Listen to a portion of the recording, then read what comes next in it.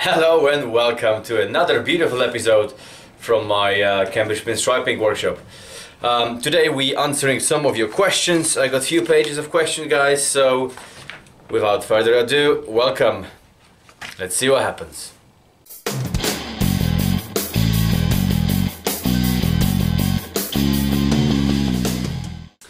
First question is from Horse Choppers. Hello buddy, how you doing?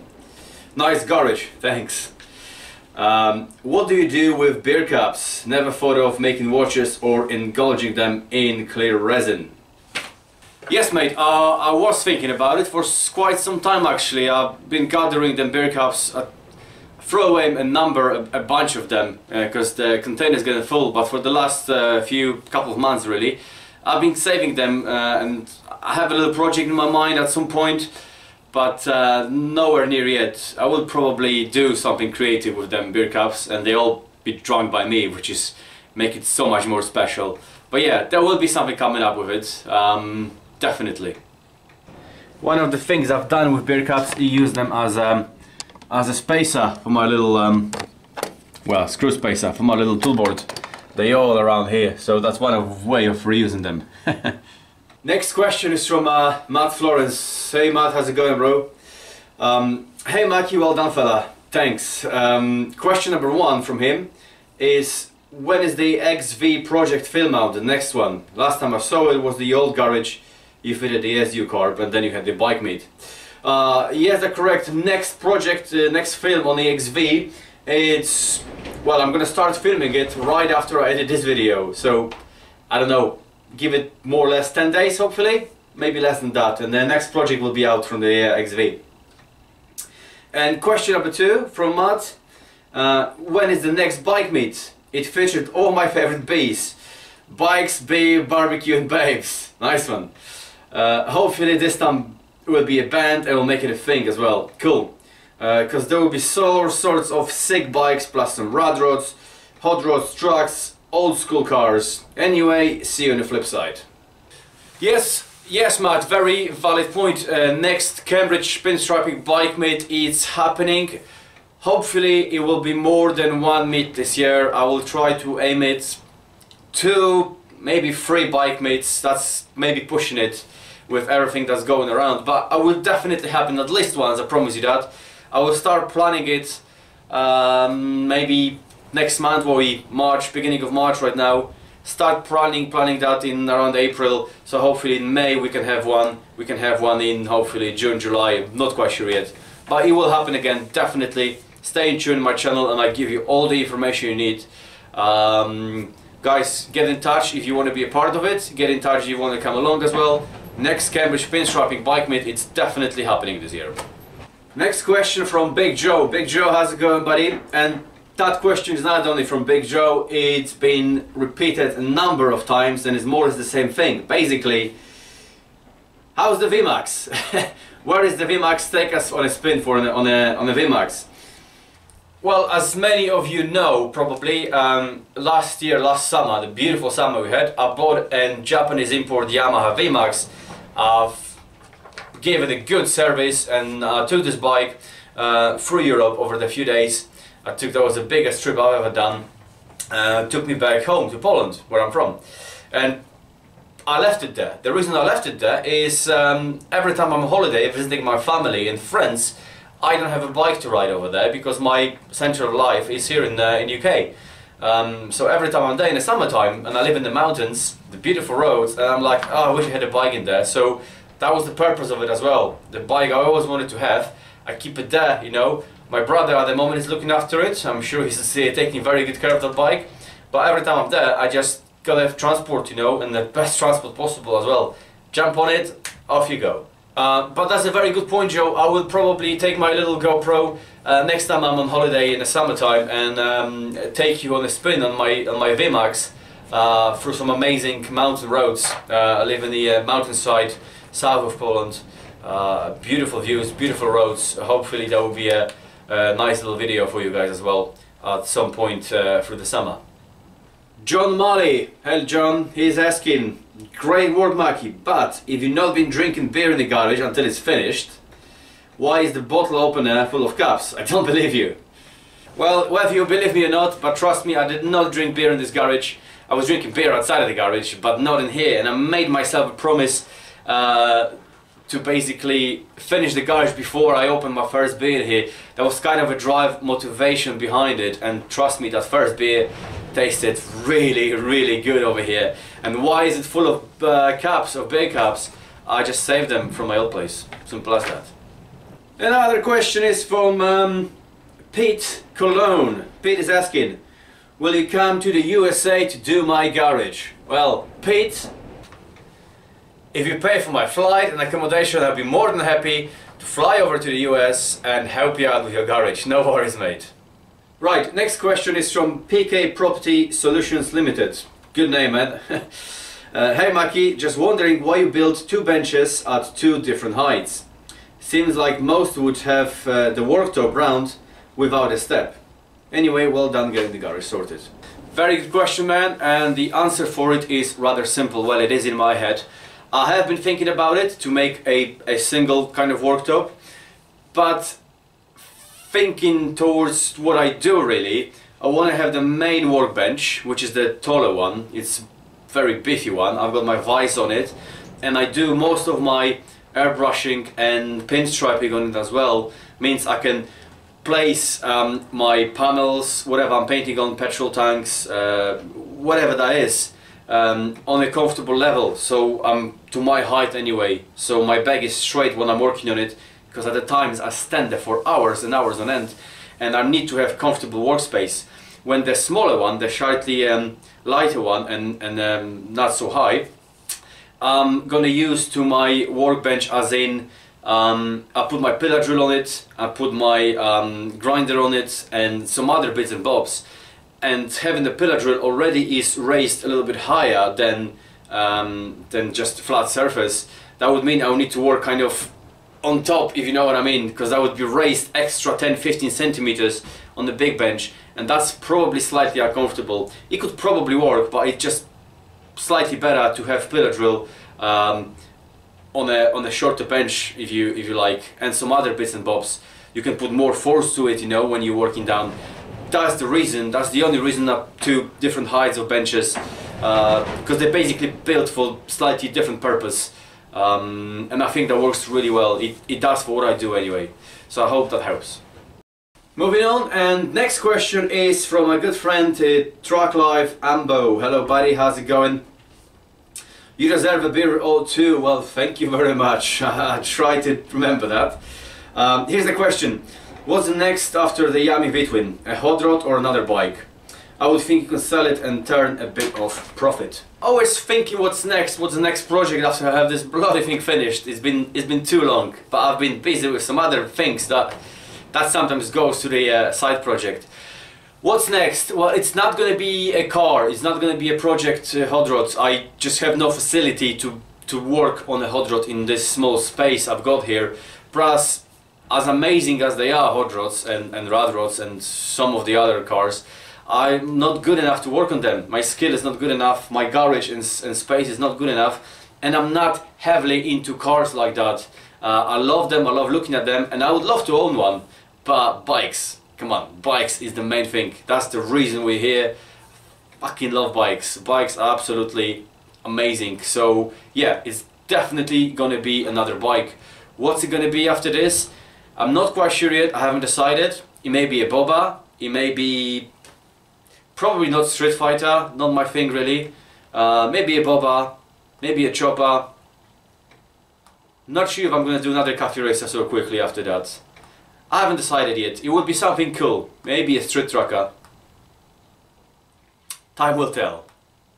And to answer the second part of your question, will I sell it and turn a bit of profit? Not quite yet. Possibly I will probably have to sell it, because let's face it, I can't afford to run however bikes I need to run to keep them all up built, you know. So I will need to probably make room and raise funds for another project, because I love doing things. I will probably sell it at some point, but nowhere near soon, not in the near future, no way. I've been building this bike for a long time, I'm gonna enjoy it for a while, that's for sure. And will I turn profit on it? I seriously doubt it. Not only the amount of hours I put into, my labor is free of charge, but all the parts and everything else, I doubt I'll be able to turn profit on it, but hopefully I will not lose any money. Time will tell. But in saying that, I never was a profit-driven guy. Money is just another thing that comes and goes. Passion to build bikes, it's what I'm really all about. Alright guys, another very common question is where is the calendar? What happened to the calendar? Where is the X-rated calendar? What's going on with the calendar? Well, to be fair with you, the calendar is so last year right now. Besides, I don't need one because I've got a new one. Oh, there it is. Thanks, baby. Cheers. Cold one. Yamasatru. Hello, Yamasatru. Question, not specific to the garage, sorry. Don't be sorry, all questions are very welcome. Continental lagers or English ales? Ooh, dangerous territory, isn't it? I may lose half of my viewers and subscribers straight away if I answer one way or the other. Only joking. No, I drink beer. As long as it's wet, I drink it. As long as it's wet and relatively cold, I will drink it. I tend to probably drink more lagers, continental lagers. Czech beer is one of my favorite beers in the world. Czech beer is absolutely amazing. German lager is pretty good too. In the summertime, definitely lager. I drink ciders as well, but lager in the summertime. When it gets cold, the winter months, I enjoy English ale. But I don't really do ales from a bottle. Ale needs to be poured from a keg in a pub. That's probably the best way of doing it, because you don't have that CO2. It's not pasteurized like it's in the bottle. It tastes completely different. So proper old English ale in a good pub, it's a way to go also. So to answer your question, it's 50-50. I drink anything really. And rum, I drink rum. Cubal Productions, hello buddy, what's going on? Nice garage, thank you. Okay, question for you. What's the best pinstripe you've ever done? Come on man, you can't ask me that. It's not gonna work, is it? I've done a lot of good work over the years. Some of them I look back in the pictures and I'm like, wow, I've done that really well. Or this was executed with nice precision. Or this flows with the body lines of the pickup truck or the car or the motorcycle, the guitar body, whatever that is. It flows really nicely. Or that just complements the colors as well as the design. So there are many different ones, pinstriping jobs I've done over the years that I like. Yes, there are some that I like more than the others. Many different various reasons for it, but there's no math regulations for it. There's no formula, if you like. It's a free-flowing art, and yeah, some of them are just, you have better days, you do produce better work. Some of the other ones, something just doesn't flow. Still, the work is pretty good, but something I can't explain. There is something about it that makes it special. Do I have a favorite one? No, I don't. I have few of them that I favor amongst the others, but I don't have one particular one that I really like. Rustad. Hello Rustad. Hey up Maki, garage is looking dogs mate. My question is, do you have preferred make of 2K clear coat for work, or do you use different ones for different jobs? No, I don't have a preferred a brand of clear coat, of 2K clear coat. I don't tend to use the cheap stuff, just because you get what you pay for really. The quality of the cheap stuff is not as good as you pay, you don't need to pay big bucks for it, but you pay like 30% more for the same 2-liter can and a hardener, for example, and that it flows better for the gun as well. So that's that, and I'm lucky enough. I have a friend who owns a big body repair spray shop, and he often sells me, industrial stuff, for the prices he gets for. So that helps a lot sometimes. Some of the stuff are 3M, some of the stuff are some by other brand. I can't remember at the moment because I haven't touched it for quite some time. But yeah, there's no specific brand. These days, pretty much anything on the market is really good stuff. As long as it's 2K, chemicals mixed in hardener in 2 parts, that's pretty much guaranteed good results. These days, the technology is amazing behind this thing. So no, nothing preferred. Don't buy the cheap shit. Don't need to buy anything from the top shelf. Go in the middle, and that usually works well for me. Maiden biker, Maiden. Been watching for a while. Anyway, loving the garage, awesome job, thank you very much, bro. Right, simple question. V-twin or inline 4, which is better in your opinion and why? Enjoy the beer. That is a good question. I can't answer it which is better. They are built for different purpose, you know, like a sports bike is built for speed and a dirt bike is built for going off-road. But what is better in which I prefer, maybe this way, which I prefer.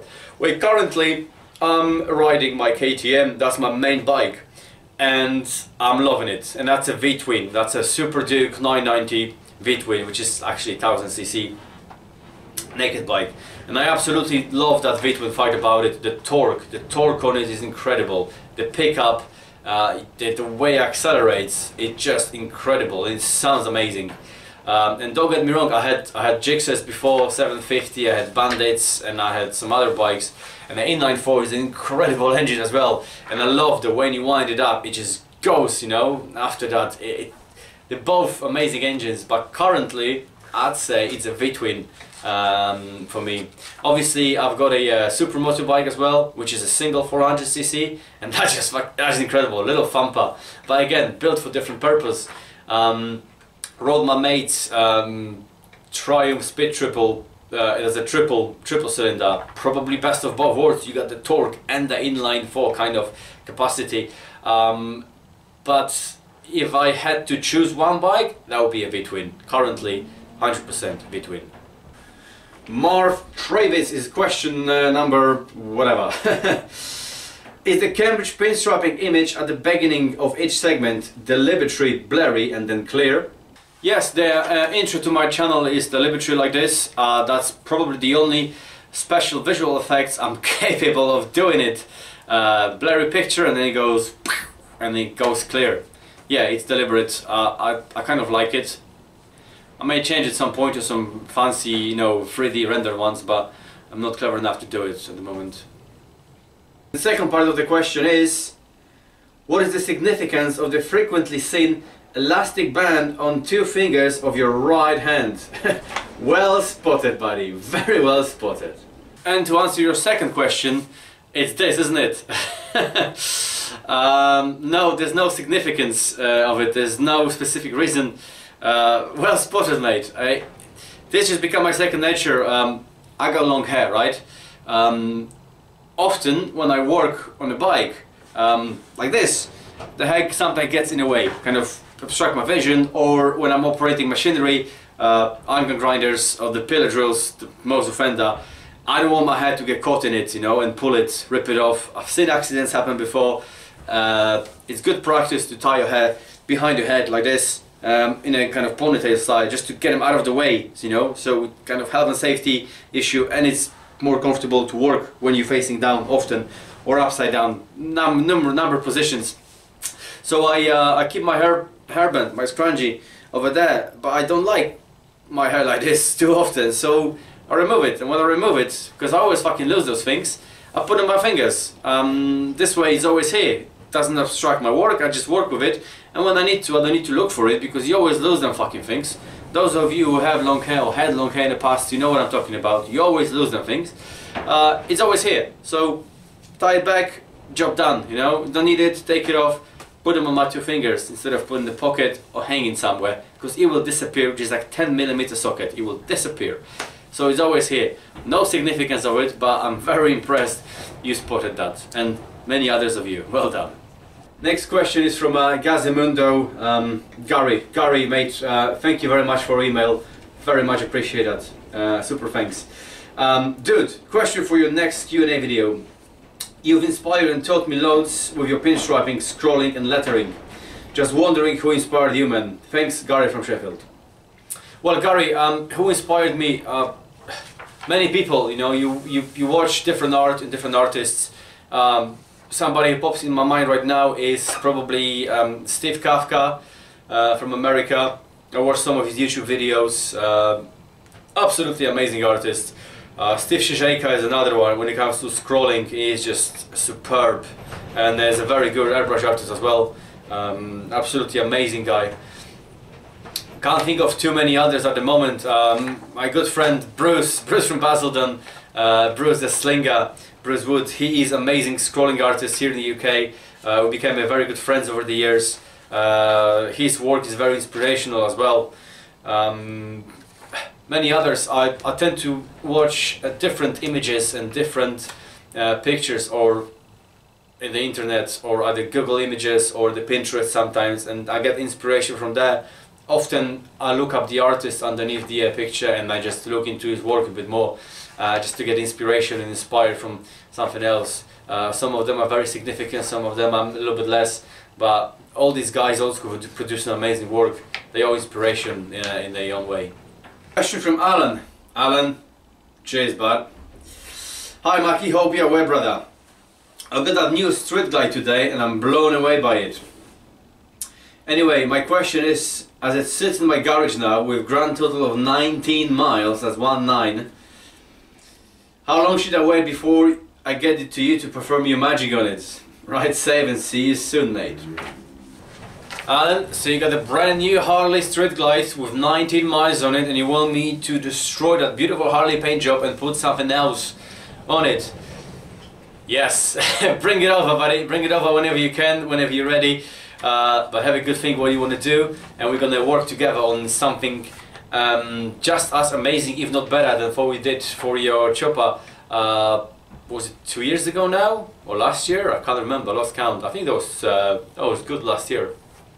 Yeah, we can do something about it, man. Absolutely, bring it over whenever you're ready, and we can come up with something nice. Another question is from Nori. Nori, hello buddy. Alright Maki, I've been watching your videos on YouTube and have a question. What Scotch-Brite pads you use and where you get them from? Rockin' mate.